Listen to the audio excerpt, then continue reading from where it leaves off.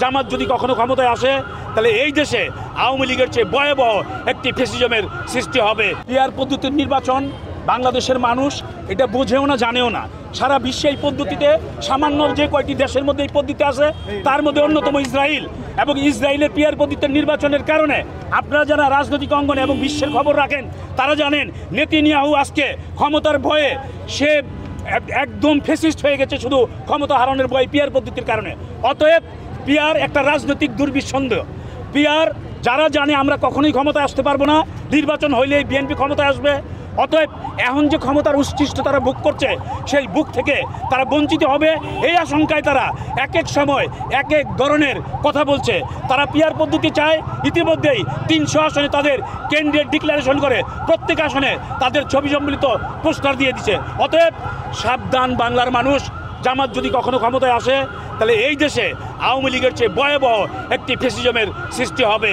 জনগণ আমাকে ভোট দিবে। আমার নেতার কথা, আমার নেতার স্বপ্ন, আমার নেতা বলছেন যারা জনগণের পাশে আছে, জনগণের কাজ করবে, যাদের জন্য জনগণের দরজা উন্মুক্ত এবং যে 17 বছরের আন্দোলনে রাজপথে ছিল, যে এই ফ্যাসিজমকে হটানোর জন্য জীবনের সম্পদ, রক্ত এবং জেল জুলুম সব কিছু যারা করেছে তার মধ্যে 14 আসনের আমি একজন অন্যতম ব্যক্তি, সাভার থানা বিএনপির সভাপতি। অতএব দমের প্রতি আমার আস্থা আছে, আমার মহান নেতার প্রতি আমার আস্থা আছে। জল যদি যে ক্রাইটেরিয়ার কথা ঘোষণা করেছেন যদি সেই ক্রাইটেরিয়াতে নমিনেশন দেয় তাহলে তার মধ্যে 10 জনের মধ্যে অন্তত আমি অন্যতমদের একজন হব ইনশাল্লাহ। আসলে বিএনপি আপনারা অতীতেও দেখেছেন, যদি বাংলাদেশে একটি গণতান্ত্রিক পদ্ধতিতে অবাধ ও সুষ্ঠু নির্বাচন হয়, আপনারা জনগণের সাথে আছেন, আমিও আছি। আপনারা এই জনগণের দর্পণ সাংবাদিকরা। অতএব 2/3 মেজরিটি নিয়ে ইনশাল্লাহ বিএনপি আগামীতে ক্ষমতায় আসবে। এটা ইনশাল্লাহ আমি আল্লাহ। আসলে জামাতের যে স্ট্যান্ড, আপনারা যারা ইয়াং আর আমরা যারা আপনাদের চেয়ে একটু নবীন তারা সবসময় দেখেছি জামাত তাদের নিজেদের স্বার্থ বসে। 1986 সনের নির্বাচনের কথা জানি না আপনারা কয়জনে দেখছেন। সারা জাতি যখন ঐক্যবদ্ধ যে আমরা হাসিনার অধীনে নির্বাচনে যাব না, এরশাদের অধীনে নির্বাচনে যাব না, সেদিন কিন্তু তারা এরশাদকে লেজিবিলিটি দেওয়ার জন্য তারা আওয়ামী লীগ সহ নির্বাচনে গিয়েছিল। 96-তে বাংলাদেশের সমগ্র মানুষের আকাঙ্ক্ষা আন্দোলনের ফসল তত্ত্বাবধায়ক সরকারকে ধ্বংস করার জন্য জামাত পদত্যাগ করে আওয়ামী লীগ এবং স্বৈরাচারী এরশাদকে সাথে নিয়ে বিএনপির বিরুদ্ধে আন্দোলন করেছে। অতএব জামাত যখনই বাংলাদেশের গণতন্ত্র এই দেশে একটা মোটামুটি একটা সাবলীল প্রক্রিয়া চলতে থাকে তখনই জামাতের একটা দুর্বিসন্ধি থাকে। তারা সেই চলমান প্রক্রিয়াকে নস্যাৎ করার জন্য বারবার ফ্যাসিস্টদের সঙ্গ দেয়।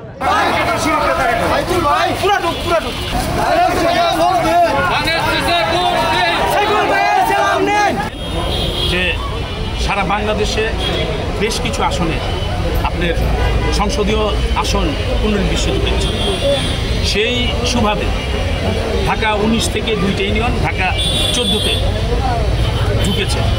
তা আমি জানেন আপনারা যে আমি সাভারের রাজনীতি করি, সাভার থানা বিএনপির সভাপতি, এবং ভোটারদের সারা তো আমার না, এটা ধানের শীষে বিএনপির ম্যাডাম জিয়া এবং তারেক রহমানের।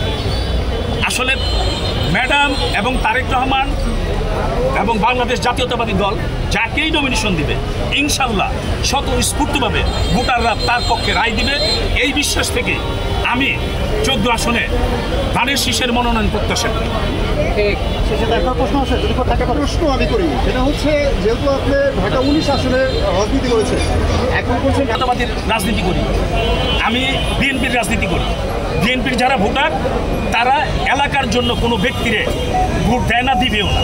এলাকার যত স্বনামধন্য ব্যক্তি হোক, যত ধন্যাঢ্য পরিবারের সন্তানই হোক, সে যদি ধানের শীষ না নিয়ে ফুলের মালা নিয়ে নির্বাচন করে তখন প্রমাণিত হবে তার কয়েকটা জনপ্রিয়তা আছে এবং কার কি সামর্থ্য আছে।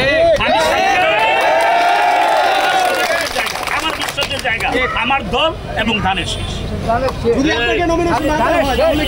আমি জানেন আপনারা যারা রাজনীতিতে সাংবাদিকরা আপনারা আমার সম্পর্কে জানেন, অতীতে আমি কোনোদিন নমিনেশন পাই নাই, এমপি ছিলাম না কখনোই।